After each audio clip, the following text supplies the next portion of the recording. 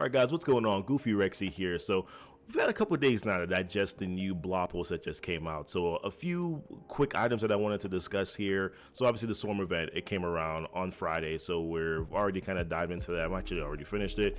It wasn't really very hard and complex to do. Another few things, or two quick other things that I wanted to discuss here are the new PvP battle structure, which I think actually might be kind of decent just based on the rewards, right? And then we'll discuss a little bit about how Domino is now farmable. Really kind of want to give my reaction to that, and of course we'll talk about what your reactions are to it too as well. So thank you guys so much, appreciate you being here. Let's go right on into it.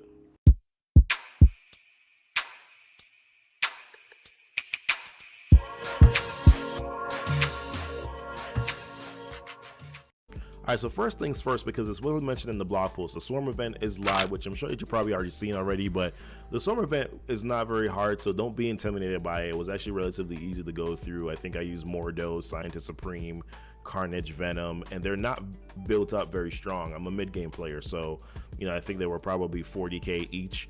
It was actually relatively easy to go through the hard portion of that event, so don't be intimidated. You can pretty much go through it rather easy, if you have the right characters, available for you. Even if you don't have the right characters, you can probably go through it relatively easy as well.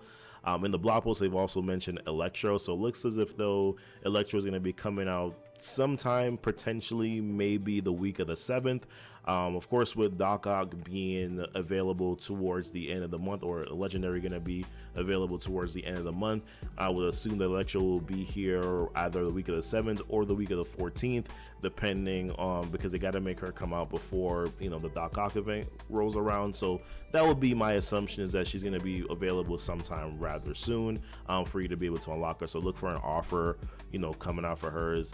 Obviously they're going to wait until Zemo is done this week, and then they'll probably move on to getting Electro released as well. So they made mention of her here. She's a featured character in this blog post, so obviously she's going to be rolling around soon. Then we got the Ebony Maw event coming, also going to be on the 7th, the first Monday in September. Well, actually, technically, yeah. So first Monday in September, he's going to be available. So get your Inhumans ready, get your Black Bolt team ready too as well, so that you can go ahead and get your Black Bolt ready, so that you can go ahead already and unlock Ebony Maw. Now, what I really wanted to discuss, two things that I really wanted to talk about here, was first the Proving Grounds event. So Proving Grounds is the new milestone that they've placed into the game to introduce their new quick match format. In my personal opinion, I actually do like this Proving Grounds milestones.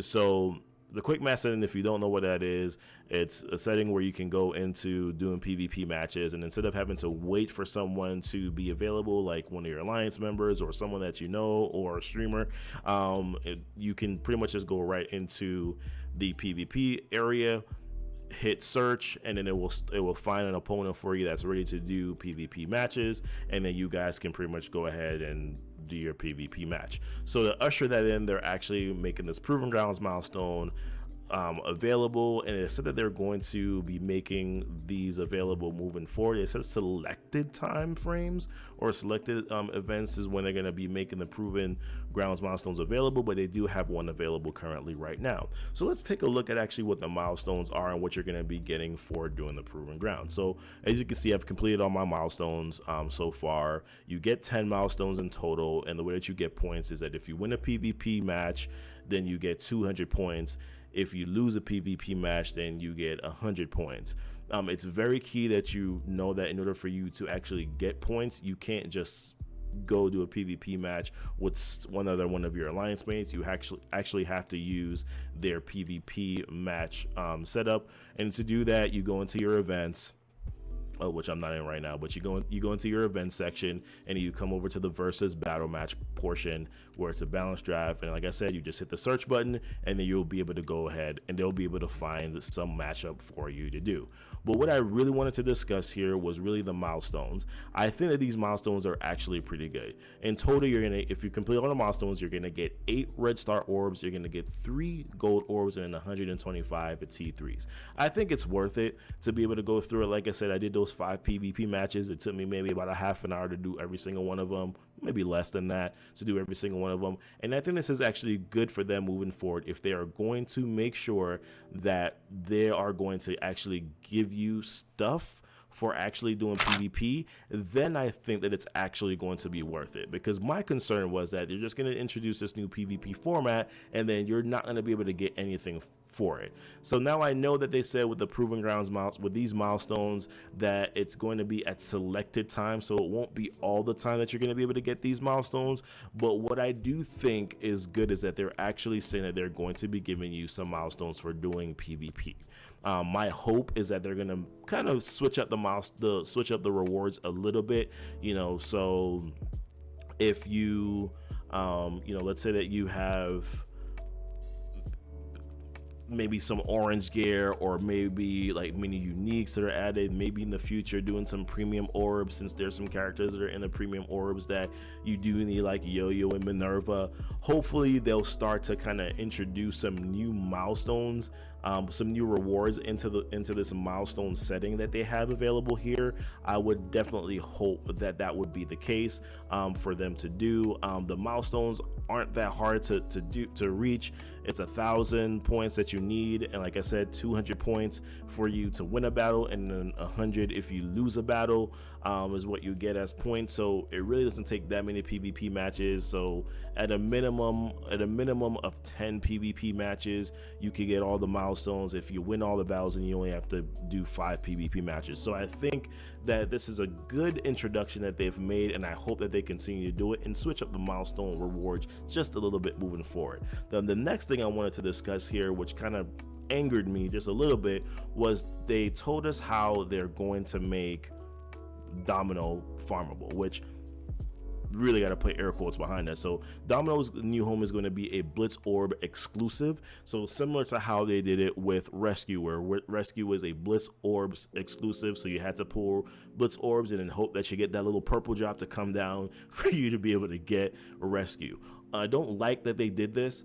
They've already made Negasonic a very hard farm by putting her towards the end of the Doom campaign, where you need to be able to finish the new Nexus campaign in order to be able to get into that campaign. And the Doom campaign is a late game node, which is very hard for you to be able to complete.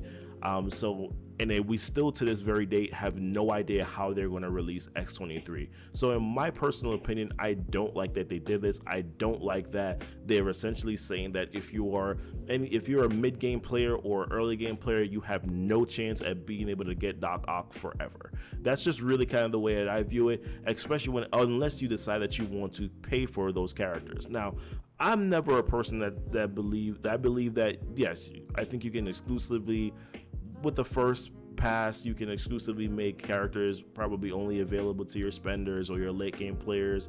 I completely am okay with that, but I'm looking at what this might mean moving forward. How are you going to be able to get to the Doom campaign? I'll be able to get through it eventually, maybe in the next month or so. But what about early game players? What about early mid game players? They have no chance whatsoever to be able to get to Negasonic.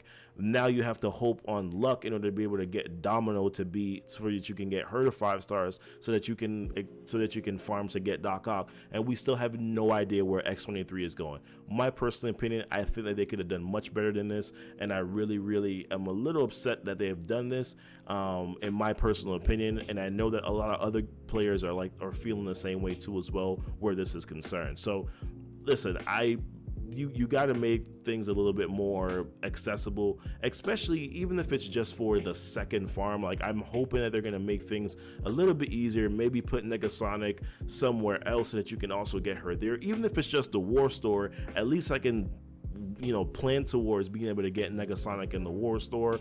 Or if Domino was just added to the Blitz store, that would have been easier too. Or maybe X23 to one of the stores, so I don't know what they're gonna do here, but in my personal opinion, I don't like the way that they released Domino into the store, into the Blitz Orb exclusive. I think that was kind of a poor way of them doing it.